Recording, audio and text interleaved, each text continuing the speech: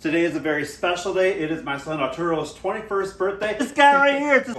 So he went out last night, so he's a little hungover today. So it's gonna be juicy. This pendeja keeps adding cilantro. It's a damn good It's a damn good salsa, baby.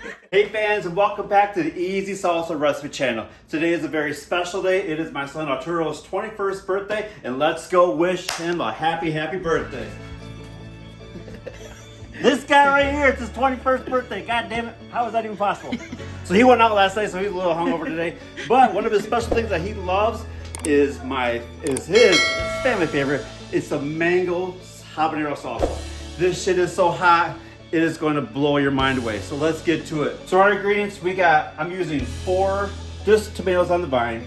I'm using a half a sweet onion, medium size. Actually, this is kind of large, and then I'm using a bell pepper, deveined and de-seeded.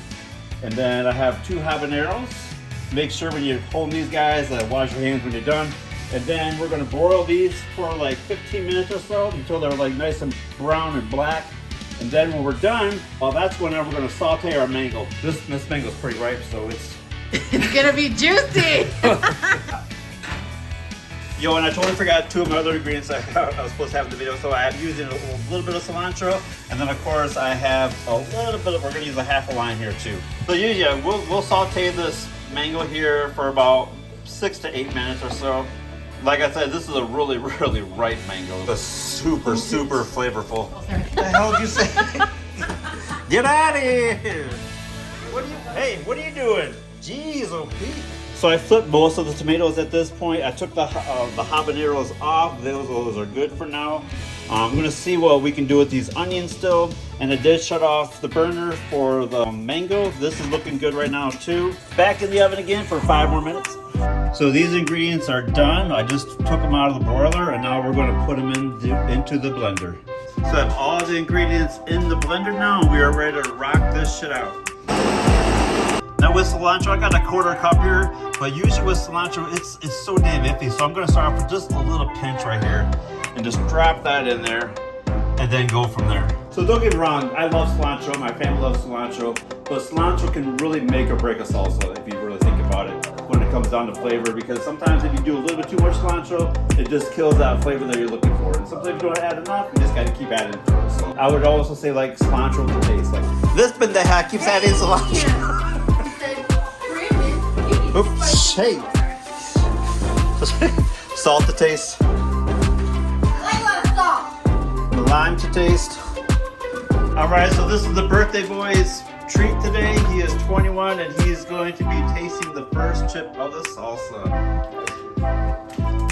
Going in for a second chip. He's going in for a second chip.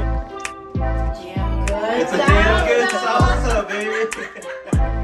Alright. It's that time, guys. It's my favorite time of the video segment. It is chip tasting time. So let me go in for my first chip. That flavor is so good. Super good. Yeah, you guys gotta make this. This shit is off the hook. I love it. And you know, if I'm going in for a second chip, it's a damn good salsa, baby. Let's do this. It's so good. And this will also grow great on like pork, chicken, fish. It's just amazing.